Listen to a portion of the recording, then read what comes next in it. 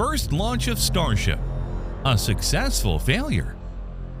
Elon Musk, sitting in the control room of his SpaceX in Boca Chica, watched $2 million of his dollars literally go up in smoke at exactly 2:37 p.m. Universal Time on April 20th, 2023.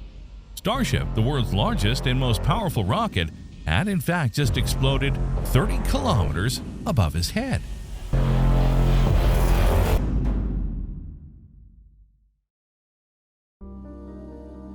Just for a moment, framed in close-up by his director, the Tycoon looked decidedly displeased.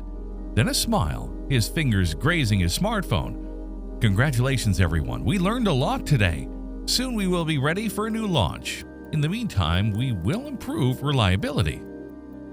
With this message on Twitter, also owned by him, the world's richest man had already filed the first flight test of the rocket destined to take man back to the moon, then leap to Mars, and thus transform humanity into a multi-planetary race. In his maddening timeline, which includes such bagatelles as running Tesla, one must always move forward. From science and technology, he has borrowed and made his own the principle of get it wrong fast, learn even faster, which he applies in every business and fundamentally in every aspect of his life. Not least because it is he out of his own pocket who puts up the dough, and he can spend as he wants and when he wants. This is definitely forbidden at NASA, which, being a public entity, has to be very careful about how it spends taxpayers' money, and is in fact forced to move with replay speed compared to Musk. After all, on closer inspection, Starship's first liftoff didn't go so badly. The mission to take the spacecraft capable of carrying 100 passengers to the moon and Mars into orbit failed. But in the meantime, the spacecraft in the first stage, the Super Heavy booster, didn't explode on liftoff. That's something, right? Much better than the first Starship-only launches had gone. Remember them? Explosions already on the ramp or at very low altitudes. Then it was okay on the fifth attempt, with the spaceship coming to rest on the ground after climbing the sky, as seen only in science fiction movies. But this was more difficult. In fact, this was the first test with the two giants assembled together. The first stage, the 70-meter tall 200-ton Super Heavy rocket, equipped with 33 Raptor 2 methane and liquid oxygen engines, and above it the 50-meter long 100-ton Starship spacecraft. The former was all shiny because of ice forming on the surface, cooled by the supercompressed gas in the tanks. The latter half black because of thermal plates serving as protection upon re-entry into the atmosphere. The launch attempt began with the classic familiar operations seen during previous tests, starting with the closure of the road leading to Boca Chica Beach. Around the launch site at a safe distance were thousands of fans gathered to witness the historic test. SpaceX's live streaming also garnered more than 1.5 million views.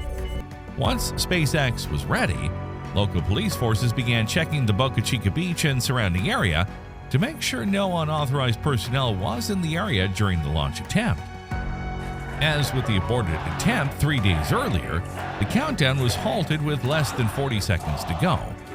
But this time, without any particular fear that the mission would fail to get off the ground. Glancing out over the quiet marshes that pushed the rocket to the horizon, one could tell that this was going to be it. Don't ask me why, but you could tell. The launch director must have had the same feeling too, integrating the information that a myriad of sensors was bouncing off his monitors, and it took him but a couple of minutes to resume counting. Where a NASA operator would have stopped the countdown at the first slight anomaly, the free enterprise of a private industry such as SpaceX, which now launches Falcon rockets at the rate of one a month, has evidently allowed engineers to learn when to really worry and take calculated risks. And so the flight director said, "Go, launch," and Starship began to rise majestically 1 inch at a time, detaching itself like a phoenix from an inferno of flames that enveloped it all. And God only knows if hell can be hot in the same way. The temperature on the ramp exceeded 2,800 degrees Celsius, twice that of a blast furnace. But down there between metal and concrete, nothing melted, because everything was immediately flooded with floodgates of water pumped from the swamp. Within seconds, which seemed a very long time, the vehicle passed the tower and slowly began to tilt towards the Gulf of Mexico, as the entire system began its gravitational turn, all followed by the cheers and applause of the SpaceX staff gathered at the company's headquarters in Hawthorne, California. During the moments of liftoff, a series of debris was clearly being thrown by the rocket all around the ramp, and during the first 2 minutes of flight, even the exhaust from the engines did not appear to be the cleanest. Be that as it may, fingers and toes cross, you were already in the first minute of flight. And what a sight! Super Heavy, all shimmering, Starship, all black, still united, silhouetted against the celestial sky, and below them the bluish trail of burning methane. Within 60 seconds of takeoff, with ground vibrations felt as far as 15 kilometers, the rocket reached an altitude of 6 kilometers and a speed of 680 kilometers per hour. And it was already wonderful that everything was still in one piece and functioning. Still, zero problems, apart from the failure to fire 5 out of the 33 engines, and no explosions on the launch tower as had been feared. And that for Musk, let's face it, was already a big saving in dollars and time to clean and rebuild everything. We're now in the second minute of flight, and the imperious ascent continues. 120 seconds after takeoff, Starship has pierced the sound barrier and is hurtling along at 1,600 kilometers per hour at an altitude of 21 kilometers. Only 26 of 33 Raptor 2 engines arranged in 3 circles turn out to be lit. A masterpiece of technology that is also a work of art. But no problem, the system is built on the principle of redundancy. During this test flight, the engines were not expected to operate at 100% thrust. But even at this level of thrust, Super Heavy officially became the most powerful rocket ever launched, producing about 6,800 tons of thrust. The previous record was held by the Soviet Union's N-1 rocket, which had a takeoff thrust of 4,626 tons. By the third minute, the speed exceeded 2,000 kilometers per hour, and the altitude was 38 kilometers. Soon the separation procedure between the first and second stages, between the Super Heavy booster and the Starship spacecraft, should begin. At this point, it is expected that the whole assembly should take on a particular tilt, and so when you see it tilting, you don't worry, at least until the speed begins to drop towards 1,500 kilometers per hour and then drop again. The convoy now seems to lie on the flank and even begins to point towards Earth. Things become incomprehensible and precipitous. One fears the worst. We are in the 4th minute.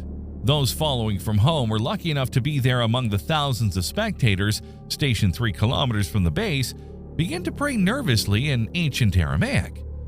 Is it panic because Starship was already sympathetic to us? But not only that, if everything explodes, there is a danger for all those who stand around with their noses in the air. Or is it? Be that as it may, with the cold-bloodedness that we surely would not have had, the control room makes heavy decisions in the thread of seconds. First, it commands the emptying of fuel tanks held at very high pressure. Those of Super Heavy are already half empty, as most of the mixture of methane and liquid oxygen is used for the first boost, to conquer the first kilometers of altitude, the first kilometers of freedom from gravity. Those of the 6 engines, also Raptor 2 of the Starship spacecraft on the other hand, are still full. White purged jets can clearly be seen staining the sky where the convoy is still writhing between the conflicting thrusts of the still functioning engines and the air resistance to the fall. Only then, in the control room, did they hit the self-destruct button, with 300 tons of metal fragments opening up in umbrella-like fumes and vapors and then falling hard into the Atlantic Ocean in the no-go zone. The explosion occurred at an altitude of 29 kilometers, 3 minutes and 59 seconds after takeoff, when Starship was, by then, plummeting uncontrollably on the 2,000 kilometers per hour mark. A bit of a disappointment, that is, if, after detachment from the booster, all 6 of Starship engines had successfully ignited, the spacecraft would have had to perform a burn of about 6 minutes and 23 seconds. To get into orbit? Not really. SpaceX had chosen to take the spacecraft on a re-entry trajectory into the Pacific Ocean, just northwest of Hawaii, with no additional engine ignitions required, to take one less risk during such an important test. The booster, on the other hand, would have begun to turn over soon after separation by reigniting its 13 internal engines to to perform the boost back maneuver. This ignition would have lasted about 55 seconds and would have caused it to crash into the Gulf of Mexico, about 31 kilometers off the Texas coast. This was not the case, and perhaps all things considered, things were not as bad as everyone expected. Heavy rockets like Starship are inherently more complex and more difficult to develop than smaller rockets, just as building an aircraft carrier requires much more work than a modest yacht. Moreover, by aiming to make all parts of the spacecraft reusable and able to launch again a few hours after landing, SpaceX is attempting an engineering challenge that goes beyond what has been accomplished in the previous 60 years of the space age. It is therefore no surprise to experts that SpaceX was not fully successful on its first attempt. However, SpaceX has a history of learning from mistakes. The company's mantra is essentially fail fast but learn faster. Traditional aerospace companies have tried to anticipate and prevent as many failures as possible in advance, but this approach takes time and money and can lead to oversized vehicles.